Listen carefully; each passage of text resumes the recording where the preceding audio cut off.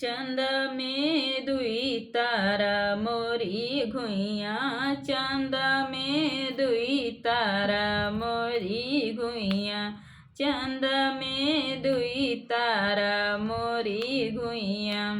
हमरे ससुर जी के तीन बेटउआ, हमरे ससुर जी के तीन बेटउआ, तीनों में एक मोटा हमार पिया, तीनों में एक मोटा हमार पिया।